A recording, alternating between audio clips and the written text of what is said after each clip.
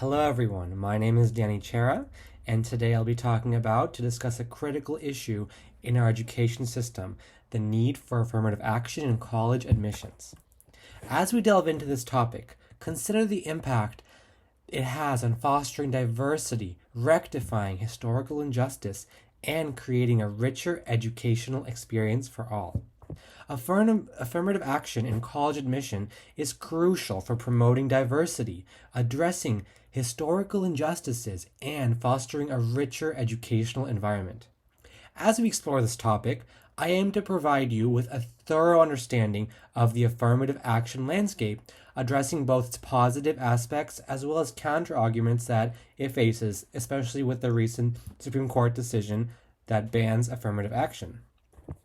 Let's begin with the positives of affirmative action on academic as well as personal development. Studies conducted by Connor Maxwell and Sarah Garcia from the Center of American Progress consistently shows that diverse learning environments enhance educational experiences for all students. These studies emphasize the importance of embracing diversities in our college admissions process. Despite significant strides in educational accessibility, students of color, particularly Black and Latinx students, remain underrepresented, unfortunately, at selective universities. Studies reveal alarming disparities, with a Black student enrollment gap existing in 45 of the 50 flagship state universities. Affirmative action as a countermeasure, striving to close this gap and provide equitable opportunities for all. Also, affirmative action extends beyond individual admissions, contributing to the creation of a vibrant and inclusive college environment. The benefits of diversity are manifold, positively impacting students of all backgrounds. Racially integrated classrooms reduce bias, enhance satisfaction, and cultivate leadership skills. Not to mention, it provides a very safe space for all students, regardless of color, race, gender. This integration prepares students for a globalized economy, fostering creativity and effectiveness in diverse teams. To comprehend the relevance of affirmative action today, we must first look at the past. Historical injustices and systematic inequalities have plagued our education system for generations. Carolyn Jones and Mikhail Zinestein, in their article in Cal Matters, provide crucial historical context and evidence of these disparities. The need for affirmative action becomes apparent when we acknowledge and address these deep-rooted issues.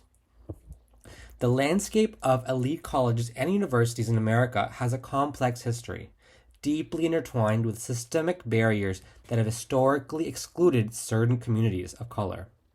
It is crucial to recognize that for much of American history, these institutions were largely reserved for wealthy, predominantly white Americans. Affirmative action emerged as a response to this historical injustice, aiming to rectify systemic inequalities and allowing for greater access to education for people of color. The recent ban on affirmative action by Supreme Court has left students of color frustrated, navigating the college application process with a sense of uncertainty. As highlighted by Jones and Carolyn, the ban may worsen the persistent underrepresentation of students of color on college campuses. It's also very disheartening to note that in some cases, Black student enrollment disparities still exist at flagship state universities, illustrating a gap between the percentage of high school graduates and percentage of undergraduates who are Black. We have witnessed the struggles faced by the University of California after a similar ban in 1996, where diversity plummeted, emphasizing the essential role of affirmative action plays in attracting students of color and creating a more inclusive educational environment. The experiences of the University of California underscore that affirmative action is a crucial tool for breaking down barriers and fostering equity in higher education. Despite these challenges, private colleges in California are actively working to uphold their community diversity. For example, Pomona College has intensified its outreach efforts, hosting more high school schools for campus visits and strengthening relationships with high school counselors. This proactive approach aims to demonstrate that the end of affirmative action does not diminish their dedication to inclusivity. Despite the need for affirmative action, some argue for admissions based solely on merit, emphasizing individual achievement over race. This meritocratical ideal, while noble, overlooks historical racial disparities I mentioned earlier. Economically and advantaged individuals, often not students of color, do not represent the full diversity spectrum. The merit-based argument assumes an equal playing field, ignoring systemic racism and socioeconomic disparities, which is a huge problem. Affluent communities have more educational resources, perpetuating privilege. Affirmative action doesn't compromise merit, it addresses structural inequalities, allowing colleges to consider a broad range of factors. And this holistic approach recognizes the unique perspectives of students of color bring, enriching the education experience for everyone. In essence, while meritocracy is valid, the equality requires acknowledging and rectifying historical disparities. Affirmative action is a step towards a more inclusive environment, presenting misconceptions that we must dispel.